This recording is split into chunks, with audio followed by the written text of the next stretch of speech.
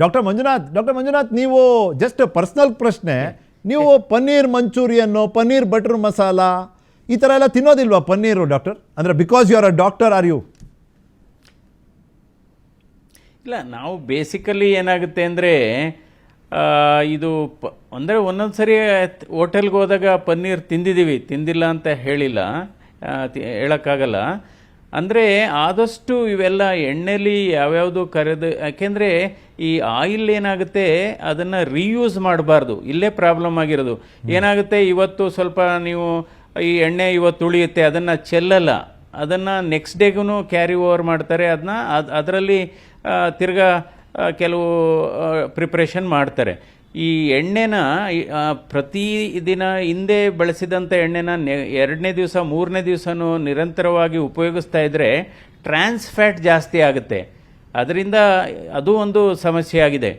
ಇನ್ನು ಒಂದು ಏನಾಗಿದೆ, ಈಗ ಪೆಸ್ಟಿಸೈಡ್ಸ್ ಬಗ್ಗೆ ಹೇಳ್ತಾ ಇದ್ವಿ.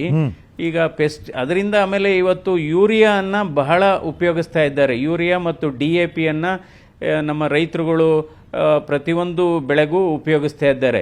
ಇದರಲ್ಲಿ ಇವಾಗ ಏನಾಗಿದೆ, ಒಂದು ನಾನೋ ಯೂರಿಯಾ ಅಂತ ಬಂದಿದೆ. ನಾನೋ ಯೂರಿಯಾನ ಬಳಕೆ ಮಾಡಿದರೆ, ಅಂದರೆ ಈಗ ಅದು ಲಿಕ್ವಿಡ್ ಫಾರ್ಮಲ್ಲಿ ಬರುತ್ತೆ. ಈ ಮಾಮೂಲಿ ಯೂಸ್ ಮಾಡ್ತಾ ಇರೋ ಯೂರಿಯಾ ಗ್ರ್ಯಾನ್ಯುಲಾರ್ ಫಾರ್ಮ್, ಹರಳು ಅಂತೀವಲ್ಲ, ಅದರಲ್ಲಿ ಬರುತ್ತೆ. 450 ml ಇರತಕ್ಕಂಥ ನಾನೋ ಯೂರಿಯಾ, ಅಂದರೆ ಒಂದು ಕ್ಯಾನು, ಸ್ಮಾಲ್ ಕ್ಯಾನ್ 450 ml, ಅದು 45 kg ರೆಗ್ಯುಲರ್ ಯೂರಿಯಾಗೆ ಸಮ. ಅದನ್ನು ನಾವು ಸಿಂಪಡಿಸಿದರೆ ಬಹುಶಃ ಅಂದರೆ ನಮಗೆ ಎಷ್ಟು ಬೇಕು ಅದರ ಎಫೆಕ್ಟೂ ಚೆನ್ನಾಗಿರುತ್ತೆ ಮತ್ತು ಭೂಮಿ ಮಾಲಿನ್ಯ ಆಗೋದಿಲ್ಲ. ಇನ್ನೊಂದು ವಿಚಾರ ನಾನು ಹೇಳೋದಾದರೆ, ಇವತ್ತು ನಮ್ಮ ಪೌಲ್ಟ್ರಿಗಳಲ್ಲಿ ಏನು ಮಾಡ್ತಾ ಇದ್ದಾರೆ ಅಂದರೆ, ಇದು ಕೋಳಿಗಳ ಸೈಜ್ ಬೇಗ ಬೆಳಿಬೇಕು, ಕೋಳಿಗಳ ತೂಕ ಜಾಸ್ತಿ ಆಗಬೇಕು ಅಂದ್ಬಿಟ್ಟು ಹಾರ್ಮೋನ್ಸ್ ಕೊಡ್ತಾ ಇದ್ದಾರೆ. ಯಾಕೆಂದರೆ 2 ರೋಗಿಗಳನ್ನು ನೋಡಿದ್ದೇನೆ. ಅವನಿಗೇನಿತ್ತು ಅಂದರೆ, ಅವರು ಶೆಫ್ ಆಗಿ ಕೆಲಸ ಮಾಡ್ತಾ ಇರ್ತಾರೆ ಹೋಟೆಲಲ್ಲಿ. ಅವ್ರಿಗೆ ಈ ಕೋಳಿದು ನೆಕ್ ಪೋರ್ಷನ್ನು ತಿನ್ನೋದಕ್ಕೆ ಬಹಳ ಇಷ್ಟ ಅಂತ ಅವ್ರಿಗೆ. ಆ ನೆಕ್ಗೆ ಇಂಜೆಕ್ಷನ್ ಕೊಡೋದು, ಹಾರ್ಮೋನ್ ಇಂಜೆಕ್ಷನ್ನು, ಯಾವುದು ಚೆನ್ನಾಗಿ ಬೆಳೀಲಿ, ಬೇಗ ತೂಕ ಬರಲಿ, ದುಡ್ಡು ಜಾಸ್ತಿ ಬರಲಿ ಅಂತ. ಅವನಿಗೇನಾಯಿತು, ಯಾವ ಹಾರ್ಮೋನ್ ಕೊಡ್ತಾಯಿದ್ರು ಅಲ್ಲಿ, ಈಸ್ಟ್ರೋಜನ್ ಹಾರ್ಮೋನು, ಅದರಿಂದ ಅವನಿಗೇನಾಗಿತ್ತು, ಅವನದು 2 ಬ್ರೆಸ್ಟೂ ತುಂಬ ದೊಡ್ಡದಾಗ್ಬಿಟ್ಟಿತ್ತು.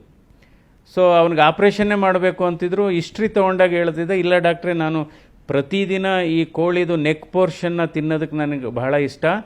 ಆವಾಗ ನಮಗೆ ಗೊತ್ತಾಯಿತು, ನೋಡಪ್ಪ, ನಿನಗೆ ಆಪ್ರೇಷನ್ ಬೇಡ, ಈ ಥರ ಕೋಳಿ ತಿನ್ನೋದು ಬಿಟ್ಬಿಡು, ನೀನು ನೆಕ್ ಪೋರ್ಷನ್ನು ತಿನ್ನೋದು ಬಿಟ್ಬಿಡು. ಆಗ 4 ತಿಂಗಳಲ್ಲಿ ಅವನು ಬ್ರೆಸ್ಟ್ ಎನ್ಲಾರ್ಜ್ಮೆಂಟೇ ಕಡಿಮೆ ಆಗೋಯ್ತು, ನಾರ್ಮಲಿಗೆ ಬಂದುಬಿಟ್ಟ. ಸೊ ಹೀಗಾಗಿ ಇವತ್ತು ಈ ಪೆಸ್ಟಿಸೈಡ್ಸ್ದು ಬಹಳ ಸಮಸ್ಯೆ ಆಗಿದೆ.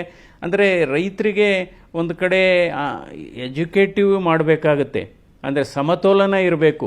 ನಾವು ಅಕಸ್ಮಾತ್ ರಾಸಾಯನಿಕ ಗೊಬ್ಬರಗಳನ್ನು ಅಥವಾ ಕೀಟನಾಶಕ ಇದು ಸಿಂಪಡಿಸಬೇಕಾದ್ರೆ ಸಮತೋಲನ ಎಷ್ಟು ಹಾಕಬೇಕು, ಎಷ್ಟು ಕ್ವಾಂಟಿಟಿ ಯೂಸ್ ಮಾಡಬೇಕು. ಈಗ ಡ್ರೋನ್ಗಳು ಕೂಡ ಬಂದು ಅದು ಟೈಟ್ರೇಟ್ ಮಾಡತಕ್ಕಂಥದ್ದು.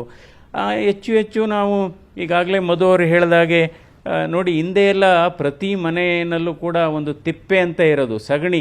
ಇವತ್ತು ಯೂರಿಯಾ ಏನಿದೆ ನೋಡಿ, ಈಗ ಎಮ್ಮೆಗಳಾಗ್ಬೋದು, ಹಸುಗಳಾಗ್ಬೋದು, ಅದರ ಯೂರಿನ್ನಲ್ಲಿ ಯೂರಿಯಾ ಇರುತ್ತೆ.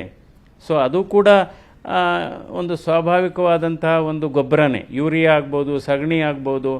ಸೊ ಅದರಿಂದ ಇವತ್ತು ನಿಜವಾಗ್ಲೂ ನಾವು ಆಹಾರದ ಮೂಲಕ ವಿಷವನ್ನು ಸೇವಿಸ್ತಾ ಇದ್ದೇವೆ. ಇದೇ ಕಾರಣ